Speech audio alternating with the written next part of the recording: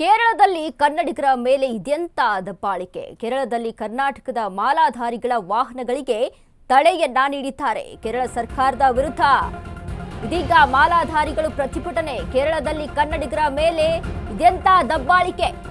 ಕೇರಳದಲ್ಲಿ ಕರ್ನಾಟಕದ ಮಾಲಾಧಾರಿಗಳ ವಾಹನಗಳಿಗೆ ತಡೆಯನ್ನ ಮಾಡಿದ್ದಾರೆ. ಕೇರಳ ಸರ್ಕಾರದ ವಿರುದ್ಧ ಮಾಲಾಧಾರಿಗಳಿಂದ ಪ್ರತಿಭಟನೆ. ಶಿವಮೊಗ್ಗ ಭದ್ರಾವತಿಯ ಮಾಲಾಧಾರಿಗಳಿಂದ ಪ್ರತಿಭಟನೆ. ಕೇರಳದ ಯರುಮಲೈ ಎಂಬಲ್ಲಿ ವಾಹನ ತಡೆದ ಪೊಲೀಸರು ಕರ್ನಾಟಕದ ವಾಹನಗಳನ್ನು ತಡೆದು ಕೇರಳ ಪೊಲೀಸರು ಕಿರಿಕು ಮಾಡಿದ್ದಾರೆ. ಶಬರಿಮಲೈನಿಂದ 45 ಕಿಲೋಮೀಟರ್ ದೂರದಲ್ಲಿ ವಾಹನಗಳಿಗೆ ತಡೆಯನ್ನ ಮಾಡಲಾಗಿದೆ. ಕೇರಳ ಪೊಲೀಸರ ನಡೆಗೆ ಶಿವಮೊಗ್ಗ ಅಯ್ಯಪ್ಪ ಭಕ್ತರು ಆಕ್ರೋಶವನ್ನ ವ್ಯಕ್ತಪಡಿಸಿದ್ದಾರೆ.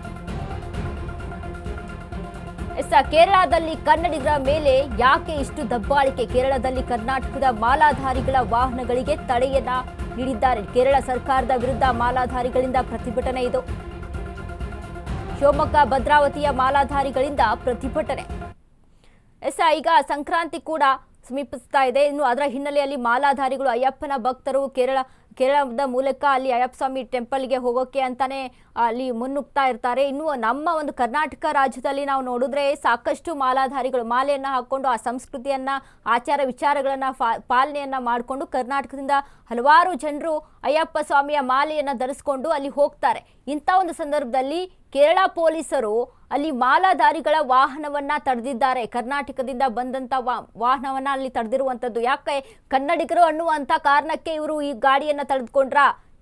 ಯಾವ ಕಾರಣಕ್ಕೆ ಈ ಗಾಡಿಯನ್ನ ಅಲ್ಲಿ ನಿಲ್ಲಿಸಿದ್ದಾರೆ, ಈ ವಾಹನವನ್ನ ಅಲ್ಲಿ ತಡೆ ನೀಡಿದ್ದಾರೆ ಅನ್ನುವಂಥದ್ದು ಒಂದಿಷ್ಟು ಪ್ರಶ್ನೆಯನ್ನ ಮೂಡ್ತಾ ಇದೆ. ಯಾಕಂದ್ರೆ ಇದೇ ವರ್ಷ ಅಲ್ಲ, ಪ್ರತಿ ವರ್ಷವೂ ಕೂಡ ಈ ಸೀಸನ್ನಲ್ಲಿ ಮಾಲಾಧಾರಿಗಳು ಮಾಲೆಯನ್ನ ಧರಿಸಿಕೊಂಡು ಅಲ್ಲಿ ಅಯ್ಯಪ್ಪ ಸ್ವಾಮಿಯ ಟೆಂಪಲ್ಗೆ ದರ್ಶನಕ್ಕೆ ಅಂತ ಹೋಗ್ತಾ ಇರ್ತಾರೆ. ಇನ್ನು ನಾಳೆ ಸಂಕ್ರಾಂತಿ ಇರುವಂತ ಸಂದರ್ಭಕ್ಕೆ ವಿಚಾರಕ್ಕೆ ಸಂಬಂಧಪಟ್ಟಂತೆ ಅಲ್ಲಿ ಒಂದು ಜ್ಯೋತಿಯನ್ನ ನೋಡೋದಕ್ಕೆ ಅಂತಾನೆ ಹೀಗೆ ಹಲವಾರು ರೀಸನ್ಗಳಿಂದ ಹಲವಾರು ಕಾರಣಗಳಿಂದ ಅಯ್ಯಪ್ಪ ಮಾಲಾಧಾರಿಗಳು ಧಾವಿಸ್ತಾ ಇರ್ತಾರೆ. ಆದ್ರೆ ಅಲ್ಲಿ ಪೊಲೀಸರು ಇದಕ್ಕೆ ತಡೆಯನ್ನ ನೀಡಿದ್ದಾರೆ.